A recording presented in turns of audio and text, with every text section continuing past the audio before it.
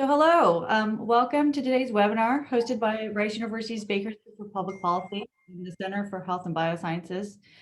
Thank you for joining us online. My name is Kirsten Matthews. I am the Baker Institute Fellow in Science and Technology. I'm hosting today's session on COVID-19 titled The Novel Coronavirus and Its Impact on Global Security. The format for the discussion will include a brief presentation by our expert followed by a Q&A session with questions submitted online prior to the event. Our featured speaker is Dr. Peter Hotez, the Baker Institute Fellow in Disease and Poverty. Dr. Hotez is the Dean of Baylor College of Medicine's National School of Tropical Medicine, where he is also the Professor of Pediatrics and Professor of Molecular Virology and Microbiology. In addition, he is the Texas Children's Hospital Endowed Chair of Tropical Medicine and the co-director of the Texas Children's Hospital's Center for Vaccine Development. Dr. Hotez holds an MD and PhD and is internationally recognized physician scientist with expertise in neglected infectious diseases and vaccine development. Dr. Hotez, for joining us today. Well, thanks so much for having me.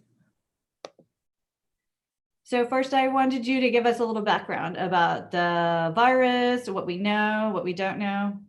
Sure. It's been everyone who's home and has had the TV on has probably been inundated with information, but let me see if I can give a brief overview of some of the relevant aspects. This is the third major coronavirus infection that we've had in the 21st century. Up until 20 years ago, we thought of coronaviruses as causes of upper respiratory infections, cold-like symptoms, sore throat, occasionally causing more severe lower respiratory tract disease. But the evidence that this could be a virus that causes severe mortality came to light in 2003 when SARS emerged, that I sometimes call SARS-1, severe acute respiratory syndrome, that emerged out of southern China and Canada and Toronto. And then a second one was known as MERS, a Middle Eastern respiratory syndrome that began with human infections in 2012. And now this is the third major coronavirus infection. So a key point from a global security standpoint is serious coronavirus epidemics, pandemics have to be recognized as global security, every bit as important as, say, influenza. For instance, or maybe more so given the high mortality. So this virus seems to have emerged out of central China and Wuhan and caused a very serious epidemic that is now affected more than 80,000 people in China with significant mortality as well. And we learned a lot about the virus from that epidemic in China, in part because the Chinese were putting up a lot of information on preprint servers such as bioRxiv and medRxiv. And that's a relevant point because there's a lot of criticism of the Chinese that they were not transparent. And for the scientific community, they put out the information pretty quickly in terms of how they isolated the virus, identifying the virus, the genetic code of the virus, what host receptor in the lungs the virus binds to. And we were able to use that information pretty quickly. So every morning in January, I was going to bioRxiv and medRxiv and downloading critically important information. And one of the things that we learned is that this is not, it's a pretty serious viral infection. It's not the most lethal one we've ever seen, such as Ebola, which has a 50% mortality untreated. This was about the original around 3 or 4% mortality, but that's still pretty high, at least 10 times 20 times higher than seasonal influenza.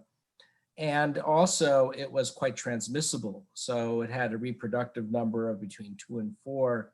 That meant that a single individual would infect on average 2 to 4 people, which is much higher than seasonal flu, which is between 1 and 2. So, but again, it's not the most transmissible virus we've ever seen, such as measles, which has a reproductive number of 12 to 18. So it's not the most lethal. It's not the most transmissible, but it's pretty high in both categories. And that combination has created a very toxic mix so that you have a lot of people that are walking in the streets and transmitting the virus, and certain populations are getting severely infected. So and those that are severely infected include older individuals over the age of 70 that have mortality rates of 10 to 20%. So very lethal, especially those with underlying diabetes and heart disease. Those are risk factors. We've now, and also healthcare workers. So we started seeing a lot of healthcare workers in China get sick. And this turns out to be a common modus operandi of coronaviruses. They cause big hospital-acquired infections for reasons that are not entirely clear, but we saw this with SARS-1, we saw this with MERS, and now COVID-19, which we also call SARS-2. So the disease is called COVID-19, the virus is called SARS coronavirus 2 or SARS-2.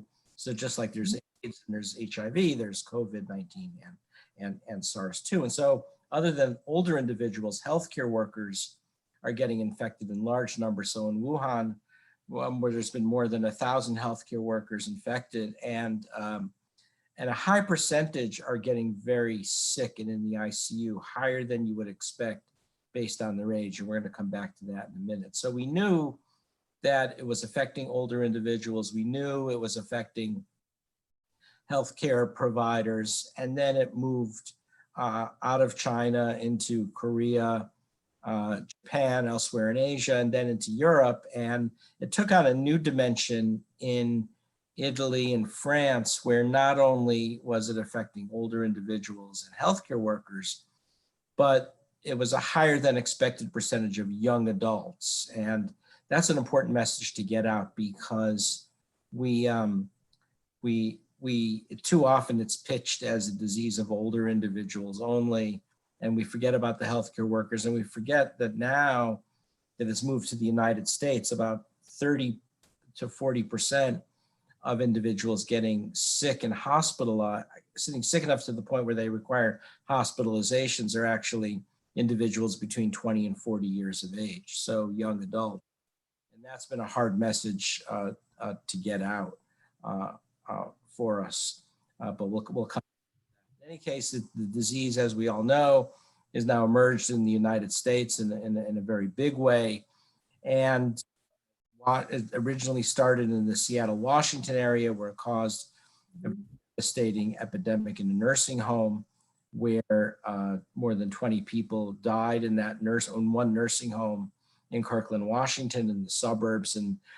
And I was really disturbed by the fact that people weren't reacting to that. So that was the first that I then got invited to testify in Congress, originally about our vaccine, but I used that opportunity to highlight the fact that we had to do a better job at infection control and looking after our older individuals in nursing home and assisted care facilities. And that's the time I used this term angel of death to describe it going into nursing homes. And this gets into how you communicate about the virus and getting and not frightening people, but on the other hand, getting policy workers to wake up. So when I was testifying in Congress about this happening in Washington, I knew this was a provocative statement that was going to get on the evening news. And sure enough, it did, but it helped really, it had a purpose in order to raise awareness about the risk of nursing homes. And I've done this now a few times. So I've, in addition to being a scientist developing vaccines for these conditions, I've had the privilege to speak to the nation, speaking on Fox News, MSNBC, and CNN regularly. And it's not easy to go from Fox News to CNN and MSNBC regularly. That's about that more. But I use that opportunity to highlight key gaps that are not being addressed. So the second provocative thing I've done is, as this epidemic then moved out of Seattle into California and now New York, is noticed that we're seeing this big surge. Hospitals and healthcare workers are getting infected at large rates as well, and hospitals are getting overrun.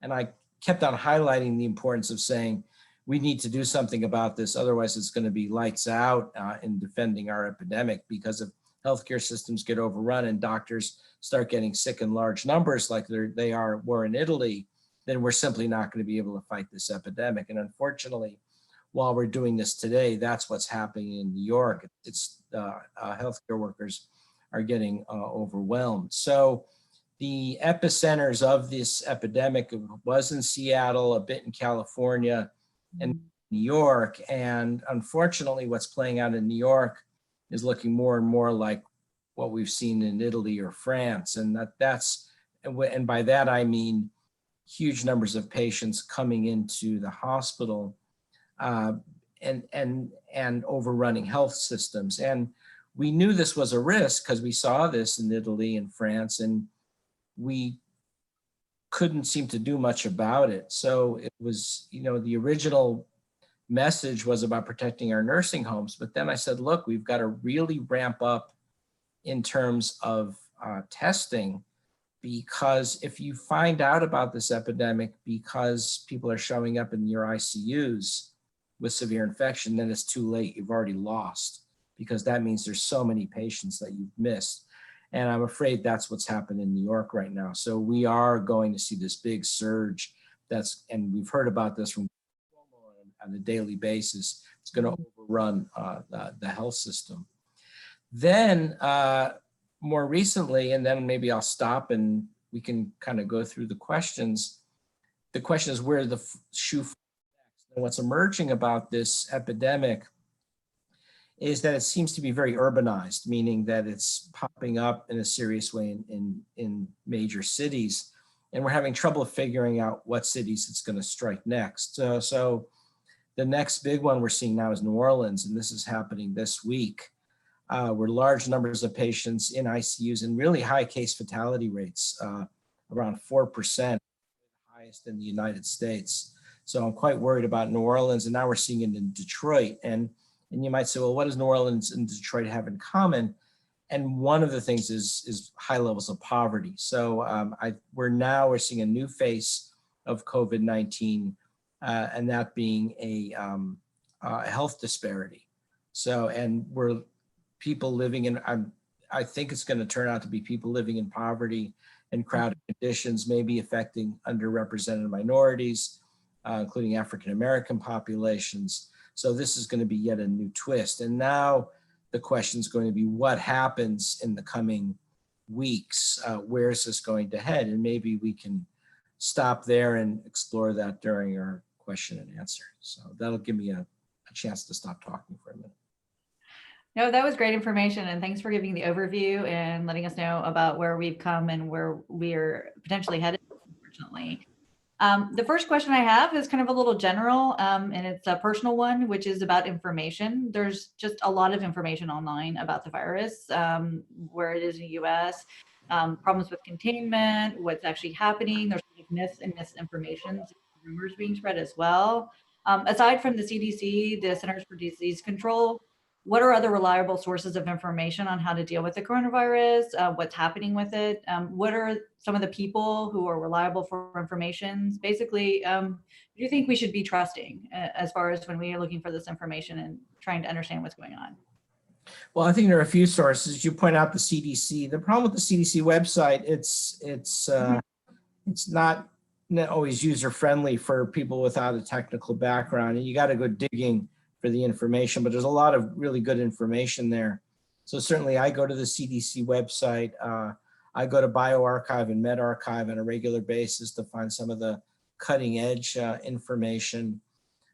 Social media, of course, is a minefield, and now is trying to address this by verifying certain experts on coronavirus infection. So you can go to that, and they gave me my little Nike swish recently, and so there's about, there's a lot of good people on Twitter to follow. You can look at what I'm putting up, but also people like Lori Garrett and Tom Inglesby, who runs the Center for Health Security at Johns Hopkins. Lori Garrett, of course, is a writer, journalist, and author. Really is thought deeply about epidemics, pandemics. The problem is when you start naming people, then you start forgetting really key people to follow. But the Twitter's actually been pretty responsible trying to give that verified status to the right people talking about coronavirus. But if you go to the trending section, you can see a lot of crazy stuff, including the fact that turned out I made the coronavirus, so profit off of my vaccine, and actually Me and Bill Gates did this in a secret lab in Area 51, and what do you do with that, right? Uh, So well, so you have to be careful. And then I think the cable news networks have done a good job trying to put out reliable information. Unfortunately, it all has a political spin to it. Also, the network news, CBS and NBC, ABC have also begun. So CNN, Fox, MSNBC,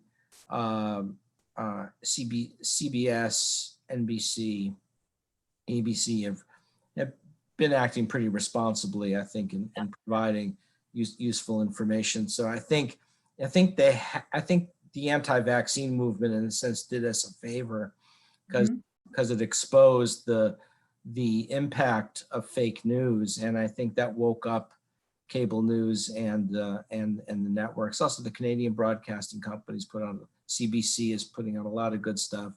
BBC mhm, is putting out a lot of good stuff as well, and that's been nice to see. okay. So I think one of the questions everyone really wants to know, and I'm not sure if you'll be able to predict this, but how long do you think this is going to last before we have a peak or plateau? I was looking, you mentioned a bioarchive, med archives, and I noticed that there was a model predicting it to be in the US a peak at around Easter.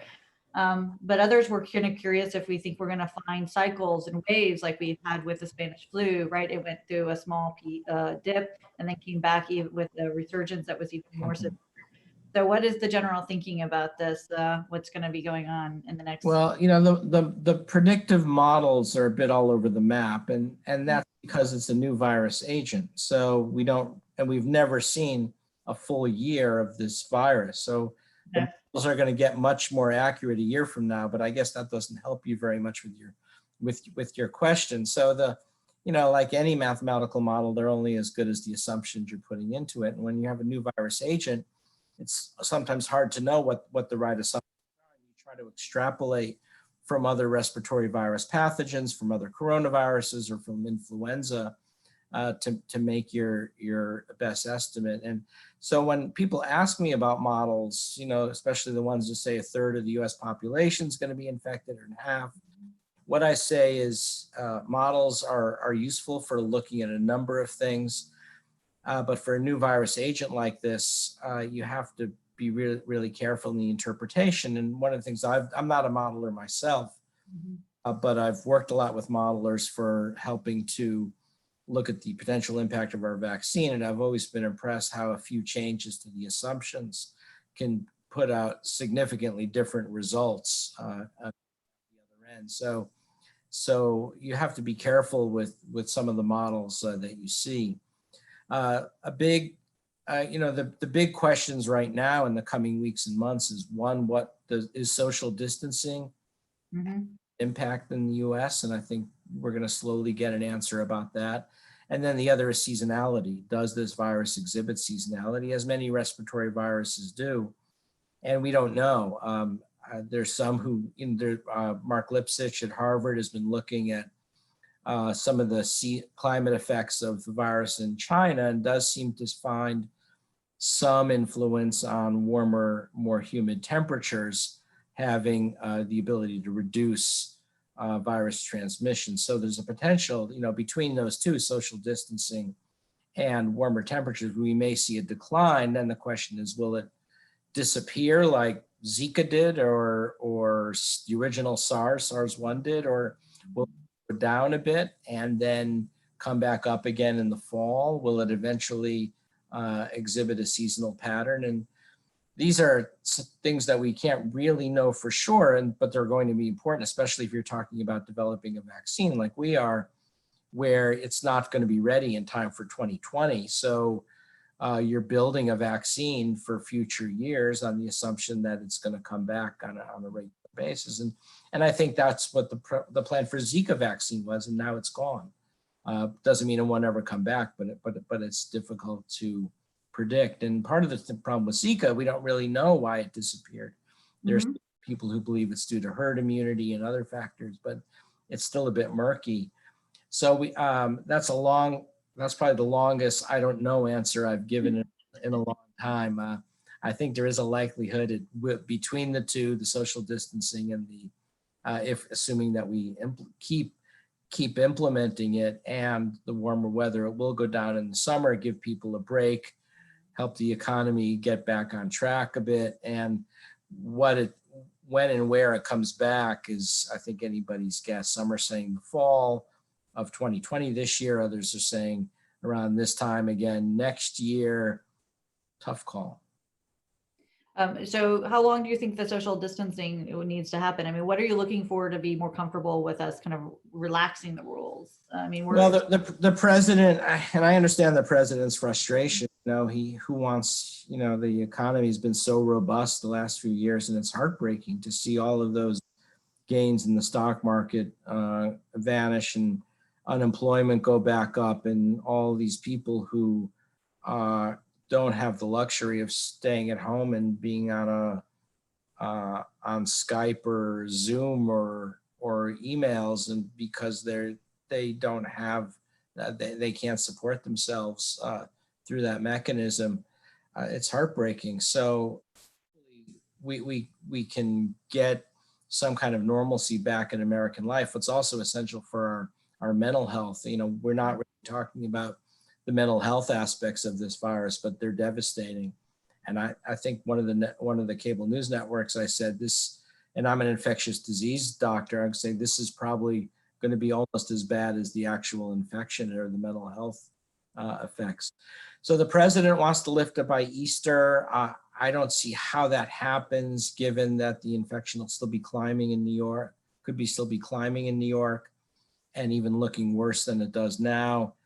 And then by then we'll see if there's new foci of infection beyond New Orleans and Detroit. I would say let's give it another month and then reassess. And I think that's what you have to do, is build some time into it, and don't hold yourself to deadlines that are not supported by the data. By the data, I mean seeing the rise of seeing new urban areas getting picked off by the virus. And then, by the end of April, we'll have a better idea where this is heading, and then we can make a more informed decision. Okay. So our next, I said longest, I don't know answer I've given in a long time. Yeah, that's great. So I'm pretty sure this is a question came from a medical colleague because they refer to a New England Journal of Medicine article from February 28th.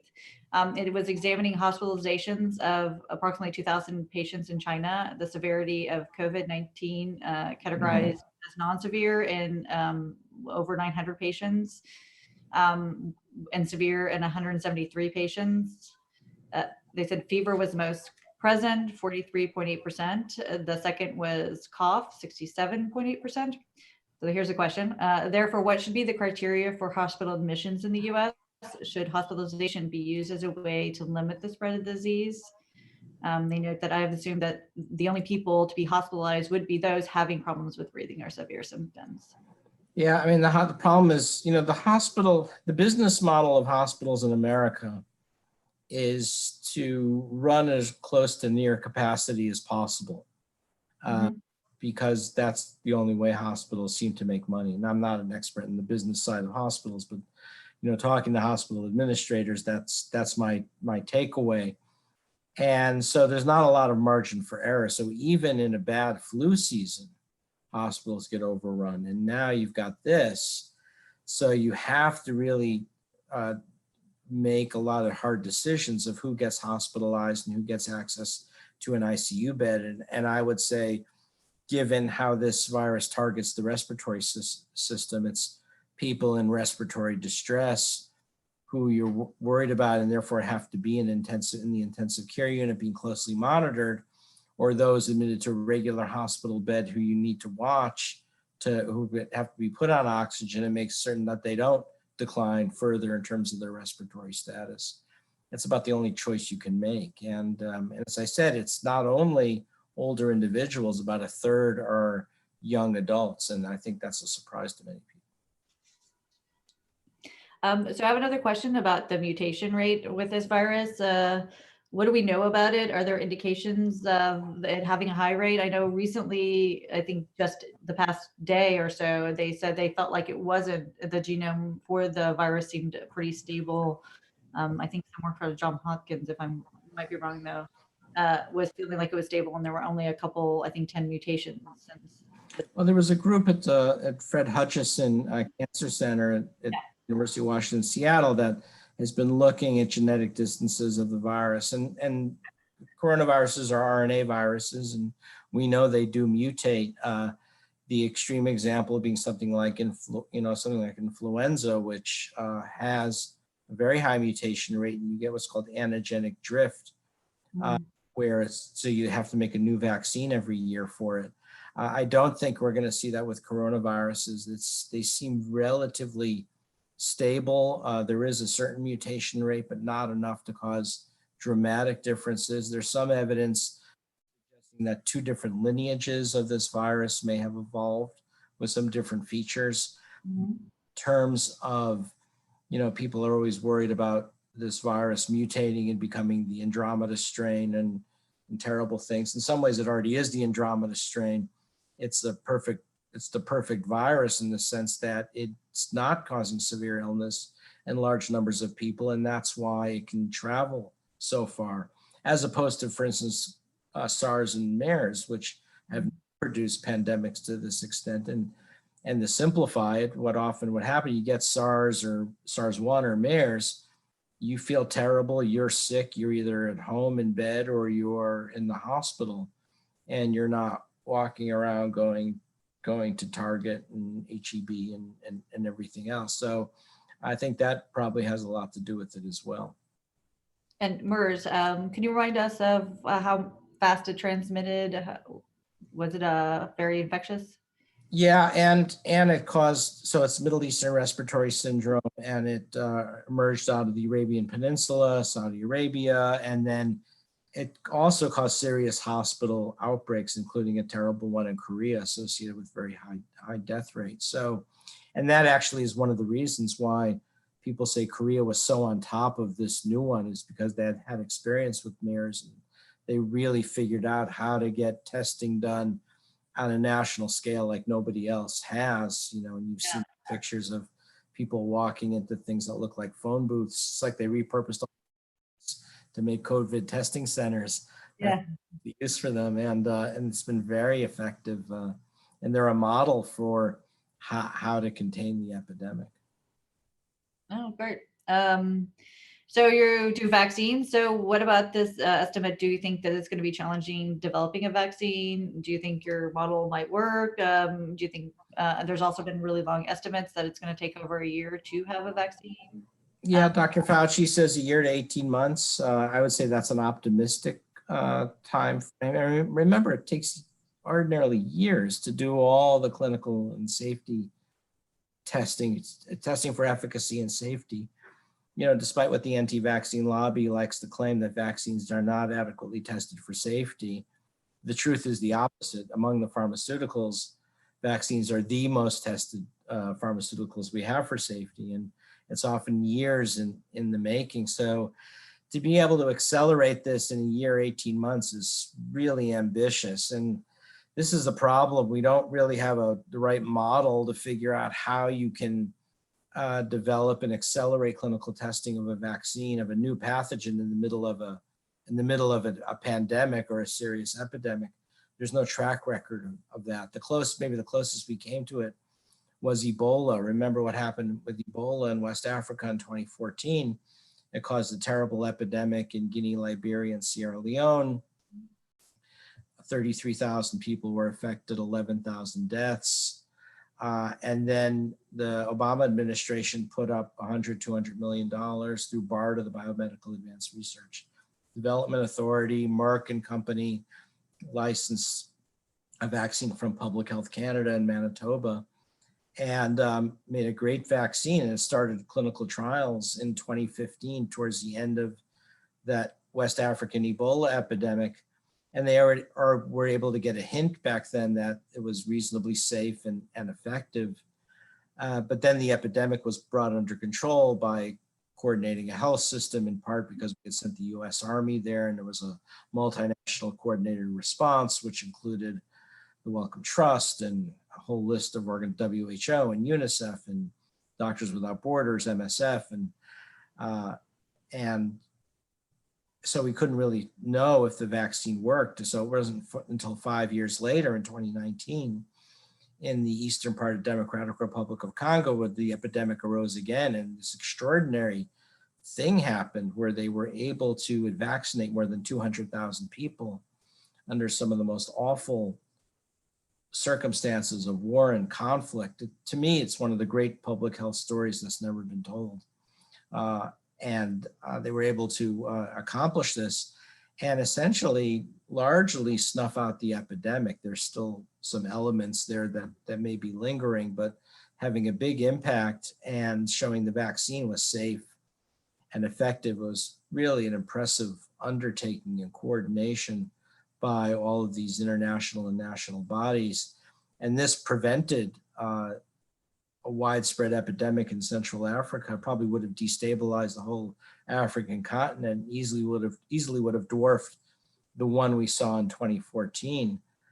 So this is a great story, but look at the time frame, right? We're talking probably years in early development of that prototype vaccine, then 5 years to do all of the clinical testing.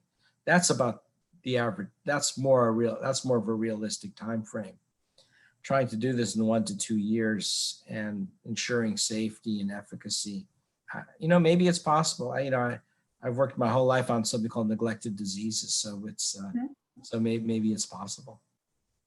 So what is the factor? Is it trying to find the target? Is it actually then scaling it up? Is it the actual clinical trial itself? Is just having a cohort and making sure those people, like obviously you don't want to give them the disease. That's the whole. Well, typically what you would do is once you have the vaccine and you have the green light from the FDA, the Food and Drug Administration, you start injecting normal human volunteers and making certain that there's no serious adverse reactions happening. And then you move it into settings where there might be virus transmission underway. Mm-hmm. If the safety is reproduced under that setting, and then actually showing that you're starting to get an impact and comparing it with controls, showing that the vaccine actually works.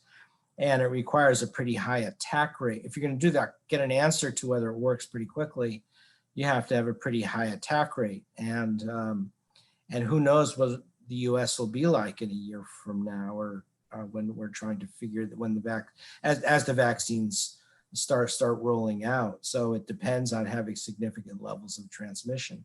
Or Dr. Fauci said today that with that seasonality, as we move to the summer, it might show up in the Southern Hemisphere. So you might wind up doing those clinical trials in Africa where there's a lot of transmission underway, or Australia or Indonesia or places like that. So there's a lot unknown. Okay. What about treatments? And our vaccine that we're trying to develop is we're trying to have a different kind of spin on it. We're trying to develop a low cost vaccine. Our vaccines are genetically engineered recombinant proteins, an older technology in often microbial fermentation systems like yeast or bacteria. And the nice thing about them is if you get good yield, you can make them as very inexpensive vaccines. So we're hoping to develop this as a global health vaccine. That's what we do at Baylor and Texas Children's Hospital Center for Vaccine Development is we make global health vaccines for the world's poor, and this might be one of them. So we're hoping, and then the other is ease of technology transfer to low and middle income countries. So we're quite excited about that possibility. So you have a candidate you think might work for this? Yeah, we have actually, one that's sort of shovel ready, as my colleagues call it, ready to move into the clinic soon, and then another one that will follow. So we're hoping that our vaccine can move into clinical trials in the coming weeks. Oh, that'd be great. What about treatments for COVID-19? We've had a couple questions about specifically the malaria treatment people have been discussing, as well as a doctor from Venezuela asked specifically if there were some best practices to share for doctors and healthcare providers across the world? Yeah, there's been a lot of talk about chloroquine and hydroxychloroquine. The president's been talking about this, and it's been talked up a lot, especially on Fox in the evening, Fox News in the evening. Here's the story. It's an anti-malarial drug. It's been around for a long time. It's got a not perfect, but a good safety profile. And you can make a bucket of it, and there's a lot of clinical experience with it, and that's all very attractive. In the test tube, it inhibits replication of the virus. That's good. And it has some anti-inflammatory properties. That's why people use it for lupus and other rheumatologic conditions. And you get a lot of lung inflammation with this virus. So it checks a lot of boxes. And the question is, well, will it actually work? And there's been a couple of small clinical trials in France and China giving a hint that there may be something there. But, it's still very unclear whether that's going to be reproduced in larger clinical trials. I think today there was a report coming out of Shanghai that it didn't work. And we saw this with influenza, that chloroquine also, a decade ago, a paper came out showing how chloroquine also inhibits replication of the influenza virus, but then it failed in clinical trials. So I'd say less than 50-50, but not zero. So, I mean, I think on Twitter, I put up a picture of a Hail Mary pass with the Packers, throwing the ball into the end zone from the 50-yard line, and all the receivers jumping up that were sent downfield. And people said, well, at Hail Mary, that's pretty hopeless. But I did point out that it was Aaron Rodgers tossing the ball. So maybe not completely hopeless, but so there is a chance. So you're, though, definitely a strong advocate that we push this through not just an off-label use, but actually trying it through a trial. You have to do clinical trials, and clinical trials of two types, ideally. One is for the treatment of seriously ill patients. Mm-hmm. There is to see if you can use it prophylactically as a preventative to prevent healthcare workers or first-line responders from getting sick. And I think what you're going to see now is several different technologies being rolled out. You're going to be looking at a vaccine and several vaccines, including ours, over the next few weeks. Then that's probably the highest bar and the longest timeline. Then you're going to see small molecule new drugs that have never been developed before. That'll follow in the coming months for clinical trials. Then the next lower hanging fruit is repurposing existing drugs like chloroquine and to see if they could be repurposed for this virus. And that's probably being rolled out now, and get some information over the next few weeks. And then I think the nearest term could be this convalescent serum antibody that I've been talking a lot about in the media. Not my idea. It was actually the brainchild of a few scientists, including Arturo Casadevall at Johns Hopkins, and Lisa. I always mangle her name, and I always apologize for mangling her name, and I'm not going to do that again. And so I'm just confirm. I think it is, yes, Dr. Porofsky, Lisa Porofsky, who's a professor at Albert Einstein. So Lisa, I got your name this time right. I totally mangled it on CNN and apologize profusely. So these two individuals wrote a very interesting paper for the Journal of Clinical Investigation that caught my attention. And I called up Arturo and I said, he actually called me a few weeks ahead, said, Peter, I think this could fly. And I said, yes, Arturo, but the epidemic's we have to see where this is heading. Let's, if the epidemic becomes serious, I think this is definitely the way to go, but definitely continue to work on it. And then when I saw things unfolding in New York, I said, oh, holy crap, this is bad. Mm-hmm. And called up Arturo and I said, if with your permission, I'd like to give this a voice. And I put it out that day on CNN and MSNBC and Fox News. And it really made a difference. I think it really got people people's attention, and things started to move pretty quickly. And the FDA was really good at putting out guidelines out there. So hopefully we'll have that as the first set of treatments ready to go. Hopefully it's happening now.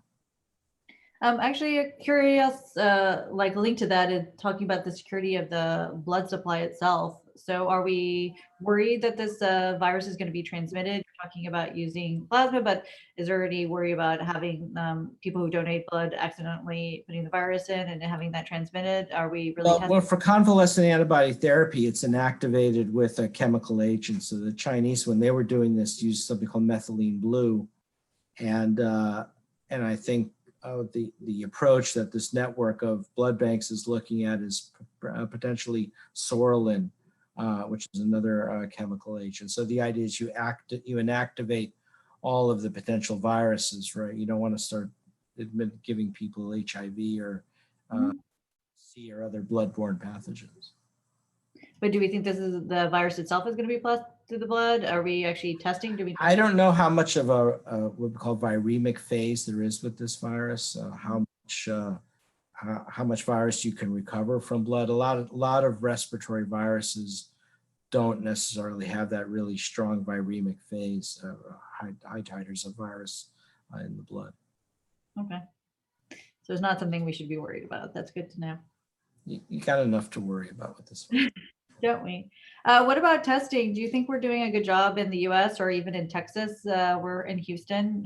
How well do you think we're doing? Do we need to do more like Korea did, where they tried to? Yeah, we're doing very badly. We're doing a little better this week than we were last week, and a little better last week than the week before. Actually, the person who's been tasked with this is a Texan. That's now it's been given over to Admiral Brett Giroir, who's what we both know was at Texas A&M, then was with Baylor College of Medicine, and he's made this a national priority to take this on, and it's ramping up. It's happening through a lot of different venues, including commercial labs like Quest and LabCorp, Roche, and then it's also being done in academic health centers, and there's been a lot of effort to try to scale that up, and we're getting there. It's just that we should have been way further ahead by now than we are. It's not Brett's fault. He inherited this job pretty late in the game, but that's a huge problem. And the reason, as I said, it's a problem is if you don't know where this virus is, you often will get your first signal that you've got a problem when patients start showing up in the ICU, and then it's too late. And we're starting to see that pattern. And I talked about Mark Lipsitch again. He did this very nice study that I like that shows how much of a surge you get in the hospital is related to how long transmission went on in the community before you picked it up. Okay. So what the reason Wuhan, virus transmission went on for 6 weeks before there was any intervention, and you had a disaster, as opposed to some other Chinese cities where you picked it up after you intervened after a week, and it made the difference of several logs of 2,000 ICU admissions versus 20 ICU admissions in your city. And that's why we're getting so upset about not having adequate testing, because you don't want to reproduce Wuhan and Lombardy or Milan in Italy all over the United States. And the only way to do that is to test and enforce social distancing. We don't have the vaccine yet, so that's all we can do. How is the test now going? Do we have any error rates on it? False positives or false negatives? Is it pretty reliable now? Well, it's probably better than it was. Respiratory virus diagnostic testing is sometimes problematic. You do get, because you often have, especially kids without symptoms, and they have a positive test, and it's hard to correlate it clinically. So there is a false negative rate, false positive rate that you've got to figure out. And that might have been part of the problem with delaying the test.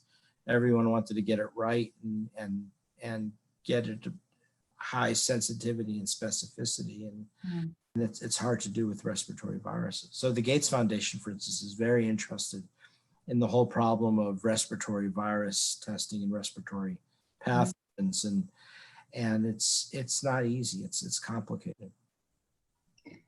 So another question we got was related to all the asymptomatic people who are transmitting the virus along, whether or not it really is necessary to understand who has actually had the virus, who maybe had some minor symptoms and thought it was just a cold or flu, to figure out who actually had it in the end and who's protected. Is that something that we need to know anymore? Will there be any? Well, ideally you do, because now this virus is popping up into new cities, and you'd like to know which cities are at risk. And the only way to know that is to do the widespread diagnostic testing. Mhm. To be able, again, it's the reason is to enforce social isolation. And remember, it's also not just a matter of surge capacity in hospitals getting overrun, Mhm. also affecting mortality rates. So when in Wuhan, you had a very high mortality rate, I think of over, 6-7% Mhm. of that virus, and the same in northern Italy. And that's because, and parts of northern Italy, and that's because the healthcare systems were getting overwhelmed and they just couldn't take care of all those patients properly. And that made that was the difference between life or death. So if you look at the case fatality rate in China, there's a marked difference to whether you're in parts of central China versus other parts of China. And it has to do with your health system being able to properly take care of patients. And so whether or not, and now we're starting to see this in New Orleans, the case fatality rate. So I think there are 65 deaths in something like 1,700 patients, which is 3 or 4 times higher than you ordinarily would expect. And that to me says, well, it could be that there was a higher rate of underlying diabetes and hypertension, but I think a lot of it is health systems being overwhelmed. So that's the reason you do the diagnosis and you do the social distancing, so you never get to that problem. If that makes So sense. testing those, not even the ones that are asymptomatic, will help us figure out who should be isolated, who is. Well, it gives you the signal that now you have to aggressively enforce social isolation. We do that so to prevent the hospital surge, and we want to prevent the hospital surge because we know that's the part that's most closely linked to high mortality. So ultimately, it goes back to also having a good healthcare system, healthcare workers to actually do this. That's right, and making sure they're not getting sick. And unfortunately, this virus, as all coronaviruses do, cause a lot of nosocomial transmission, hospital transmission, and frontline healthcare workers get sick a lot. And this is in China, where we've had 5 deaths among healthcare workers. In Wuhan, we've had 30 deaths among healthcare workers so far in France, and who knows what this number is going to be. So that's a huge concern. And to me, that's the most destabilizing part of the epidemic. If you have colleagues taking care of colleagues in the ICU, that's about the most destabilizing situation I could imagine. We saw that, if you remember, back in 2014 in Texas Presbyterian Hospital in Dallas. You had 2 ICU nurses there get sick with Ebola, and they were taking, and their colleagues were taking care of them. And, Governor Perry had the wisdom and foresight to stop working anymore and got them out of there to kind of stabilize things. So we're in 2 different places, but we're both actually in Houston. And I was actually kind of curious how to get tested. Do you know of how you could get tested in Houston if you think you have the virus? Are we testing everybody? There's actually a registration system. You can, well, first of all, you can call your doctor if you think you're sick. I think that's very important. You don't go to the doctor, but go talk to your doctor and find out where to go. You can also register online. Either at I wish I should know this more definitively, but either on the Harris County or Houston City Health Department website, there's specific information. I know it's on the Texas DSHS website, Department of State Health Services. Okay. might be more specific information for Houston, Harris County and Houston Health. Are we only testing a specific cohort, or is anybody who thinks that they're sick now being tested for a small period? Unfortunately, well, I don't know where, it keeps moving. And up until very recently, we were rationing the testing because of the shortages of kits. Mhm. So in the beginning, it was extreme rationing, meaning that only if you had known if you were sick, had fever and cough and shortness of breath, and you were exposed to someone known to have the virus, or you're exposed to someone known to travel from a COVID endemic country like China, and of course that's no longer adequate.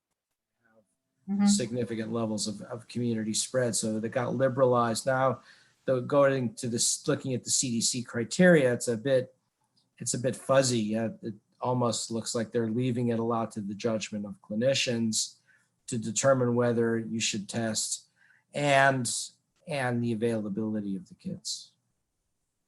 So I have a question about the infection itself. So how long, actually, basically, how long are you infectious? How long is someone who is symptomatic and recovered? How long are they infectious, going to be contagious? Do you just wait 2 weeks after you had your sign? Is it faster than that? Well, what happens is once you're infected with the virus, you develop an antibody response to it. Mhm. And that antibody is a good marker that you've recovered from the infection. Oftentimes you'll want to continue to test for the actual virus just to confirm that you're no longer infectious. Mhm. And this usually would be a period of a few weeks. And can you also, another question was about the at-risk individuals. Can you walk us through what our knowledge is? I know we had original knowledge about different age cohorts and how infectious it was. That looked like it was predominantly in kind of an older population, 70 plus had that. Yeah, the risk, of course, over the age of 70, that's when mortality went up 10 to 20%. And then underlying conditions, diabetes, hypertension, renal disease, those seem to be big risk factors. But then again, now in the US, I think up to half of those in ICUs are under the age of 54. Okay. So America is not playing by the same rules as China is, and same with Northern Europe.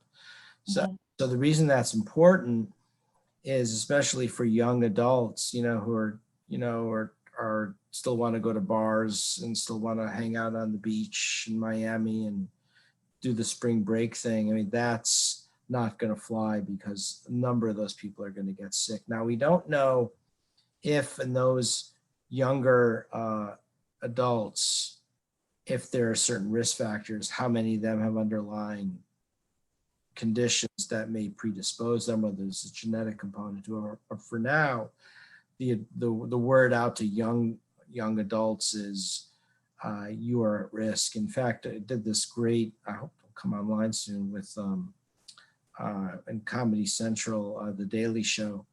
I did a thing, maybe it'll come out in the next day or so on that to get the word out about the importance of young people taking the social distancing very seriously.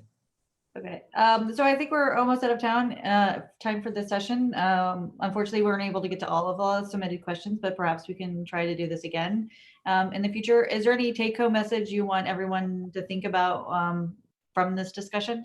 I think, with regard to global security and the mission of the Baker Institute, I think it's really important to look at the big picture. The way I started was, this is our third major coronavirus of the 21st century. Mm-hmm. We've got to build a better system in place. And I think the levers need to be pushed at the level of the G20 countries, the group of 20 countries, the 20 largest economies that account for 86% of the global economy. More and more, and I've been writing about this concept of blue marble health, and I have wrote a book in 2016, now a new instant book version of it should be coming out in a few days, I hope, with an introduction about COVID-19. And it basically says that, most of these diseases are not necessarily diseases of the poorest people in the most devastated countries of Africa in Asia. They're occurring among the poor, especially in G20 countries, and trying to figure out how the G20 will implement what I call vaccine diplomacy to make countermeasures available to help pay for them. Because right now, if you look at public sector funding for these conditions, it's all in the US, the UK, and the European Union. We need the other G20 nations to step up at a greater level. Japan and Korea, South Korea are starting to do it, but we need to tap the G20 for something more substantive. And I think there's going to be some important global health policy that gets worked out after this. The first SARS generated IHR 2005, International Health Regulations, generated the Global Health Security Agenda. I think this one will probably launch new initiatives as well. So every time we have a pandemic, the good news is we do learn something from it. Well, I think there's even an initiative at the World Health Organization. Someone's trying to promote that some of these treatments and therapies and drugs actually be the WHO hold the intellectual property so that they can be more accessible to the world and not just to the developed countries. So that's going to be interesting to see as being a pandemic, that this is a route that we actually try to do for this. Yeah, I mean, for our vaccine, we're, not emphasizing the intellectual property. We just want to give it to the people who need them, and work with, strong, capable developing country vaccine manufacturers. Well, thank you very much, Dr. Hotez, and I would like to thank everybody else who joined us this afternoon. Check the Baker Institute website for additional webinars that we're going to have over the next couple of weeks, and hopefully we'll have Dr. Hotez again. Thank you. Thank you.